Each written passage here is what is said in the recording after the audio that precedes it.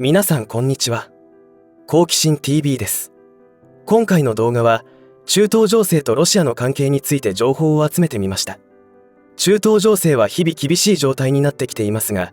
それは今後どのような展開になっていくのでしょうか。私たち日本人の多くにはあの地域で何が起きているのかさっぱり理解できないと思います。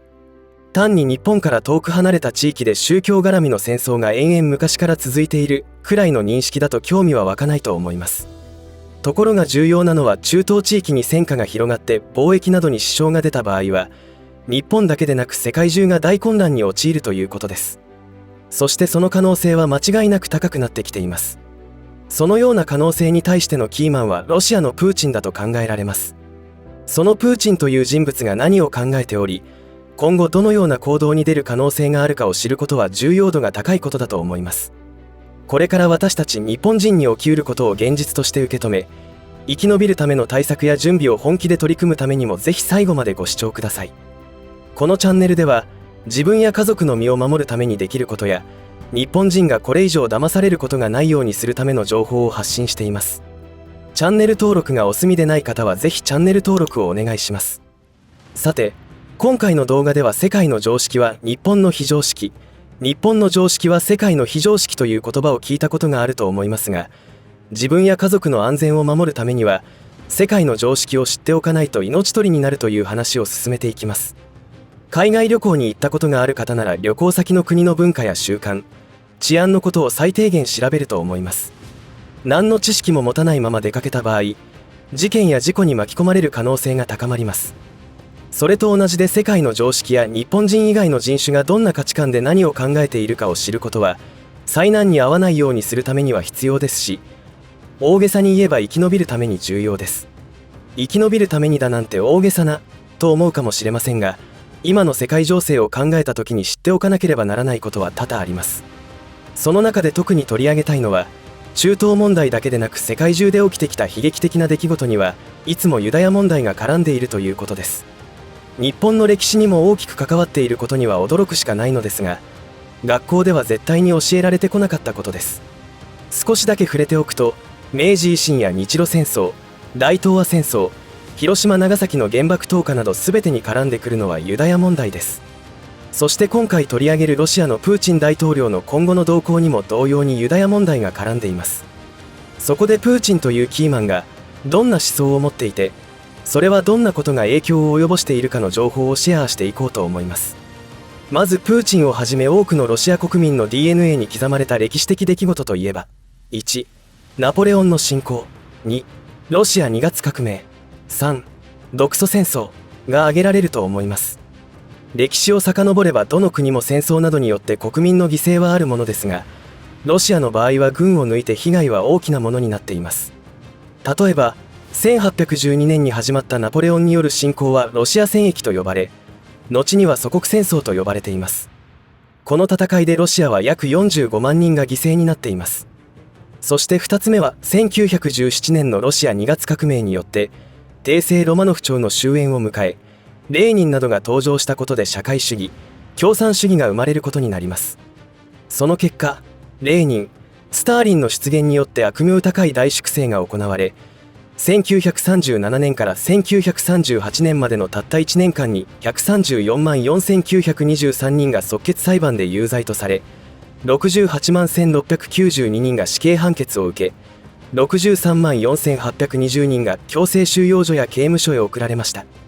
ただし、この被害者数は反革命罪で裁かれたものだけの数字であり、実際はもっと莫大な人数が犠牲になっています。最後の3つ目は、人類史上最悪の犠牲者を出した戦争になります。舞台は世界第二次世界大戦で、日本では第二次世界大戦といえば太平洋戦争だったり大東亜戦争というイメージがありますが、世界の認識は第二次世界大戦といえばその凄惨さから独ソ戦争を指しています。その犠牲者の規模は群を抜いており、ロシアにおいてもトラウマになるような凄惨な戦争でした。大東亜戦争での日本人の戦死者は約350万人と言われています。広島、長崎の原爆被害者約25万人を含めた人数ですが、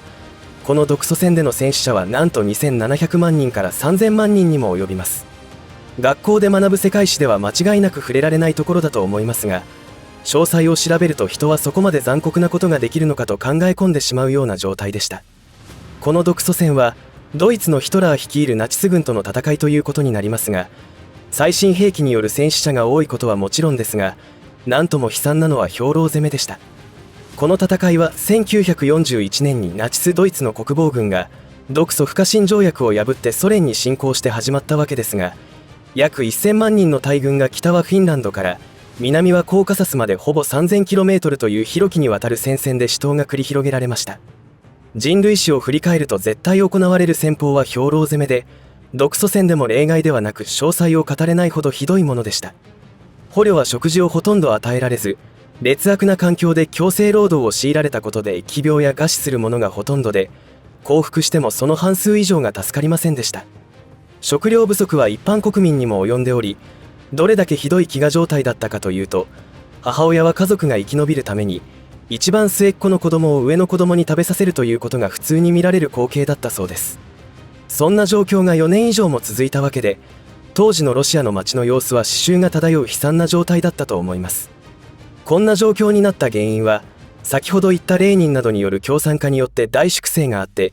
軍の司令官などを失っており、その戦い方は素人同然だったことも原因になっています。それでも最終的にはソ連は戦況を覆し、1945年5月2日にドイツが降伏することで終戦を迎えるわけですが、この地獄のような戦争で勝利を勝ち得たことによって、この戦争を大祖国戦争と呼んでいます。プーチン大統領は終戦後の1952年に生まれることになりますが、終戦後にも続く悲惨なロシア、ソ連の歴史を DNA に刻むことになったと思われます。そして諜報機関として有名な KGB の諜報員として東ドイツで任務を遂行している最中の1991年にソ連崩壊を目の当たりにしています。ソ連崩壊後は西側資本家たちがロシア、ソ連の歴史的遺産などありとあらゆるものを強奪し、社会システムが崩壊したことでは国民が、特に高齢者の方が路上で餓死するというような悲惨な現実を生き抜いています。強引にはしょって流れを説明してきましたが、プーチンは祖国を愛する者として凄惨な歴史を冷静に分析し、諜報部員であることから歴史の裏側を知ることになっていきます。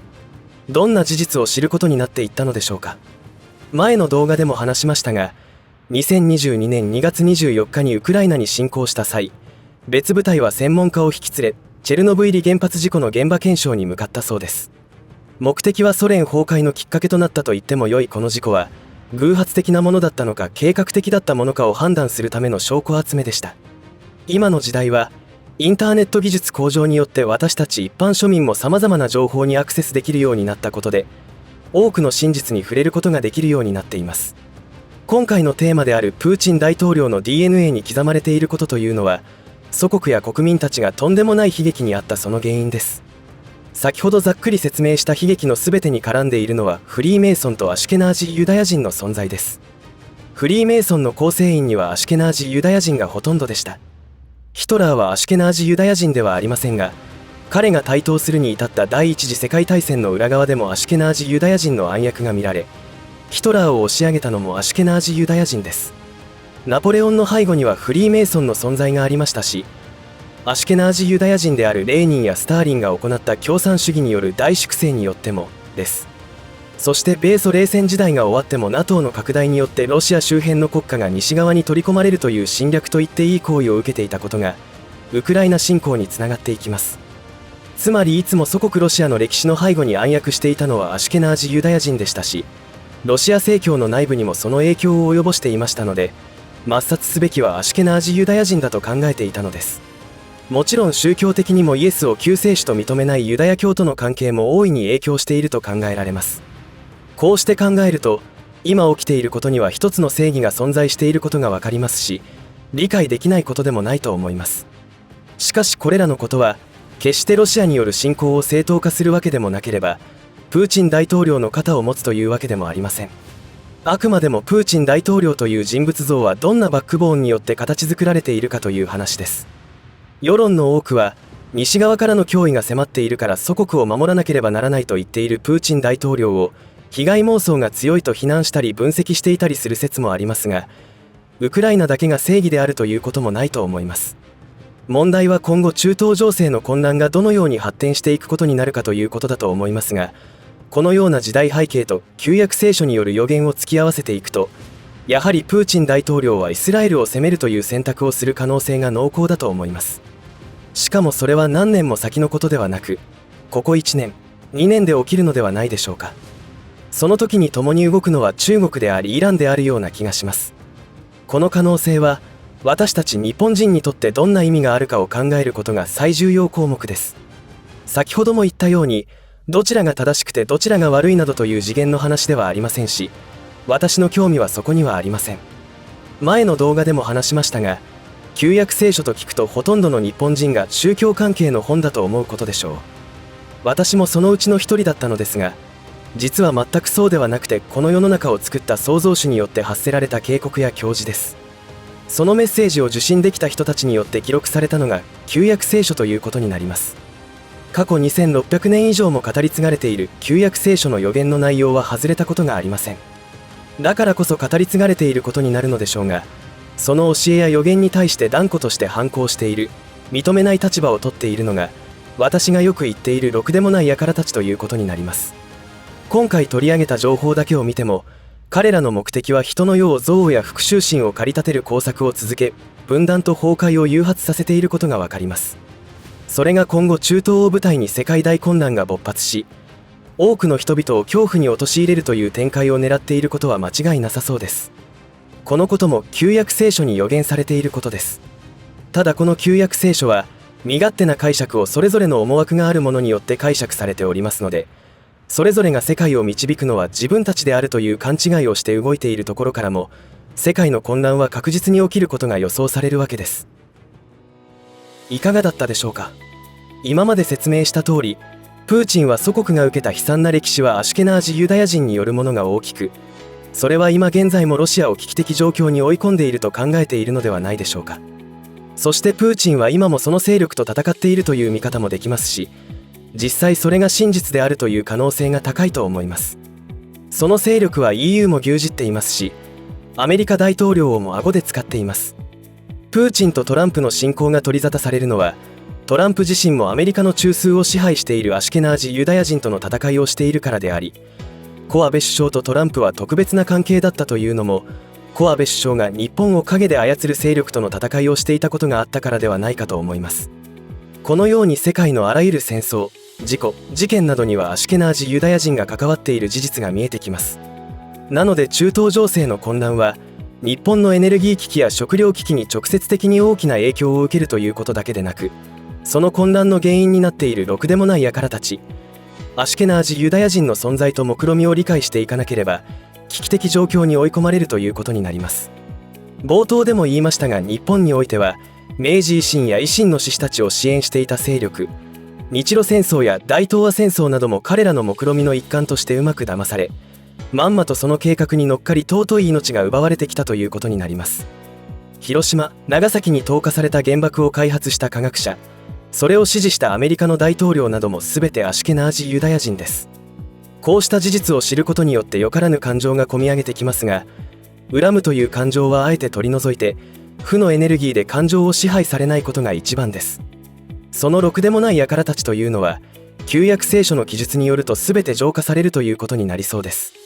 その展開を早めるには一人でも多くの人たちがこのような歴史的事実を知ることだと思います。騙されていたという自覚を持つことは、どうやらろくでもない輩たちの浄化に一役買っていくのだそうです。そのことの証明は難しいですが、これからを生き延びる私たちには重要なことになりそうです。私の解釈では、これから起きる大峠を乗り越えるには、今回の情報にあったような事実を受け入れること、そしてろくでもない輩たちの悪行によって命を落とした大切な人がいたとしても、恨みや怒りのような負の感情を持つことはダメで、日々生きることができていること、食事をいただけていること、自然に対する感謝の気持ちを持って過ごすことで災難は乗り越えられると考えていますし、そうありたいと私も日々精進しているところです。それにしても世界の歴史を作り出している実態を知ると、ただただ驚くことばかりですが、そのようなことを一切学校では学ばせないようにしているところにもよからぬ目論見を感じます。日本の教科書から消えた神話と旧約聖書の記述とが重なってくるところも非常に興味をそそるところです。真実を知るということのパワーは、逆に知らされないようにされてきたことで、その威力は私たちが知らないだけで絶大なるものだということなのかもしれません。今回の動画がこれからの多難な時代を生き延びることを考えている方のお役に立てればと思います。最後までお付き合いありがとうございました。以上で今回の話は終わりとしますが、皆さんの応援が次の動画作成の力になりますので、いいねボタン、チャンネル登録、通知設定をオンにしていただけると嬉しいです。また、コメント欄へのご意見、ご感想の書き込みもいただけたら励みになります。最後までご視聴ありがとうございました。好奇心 TV でした。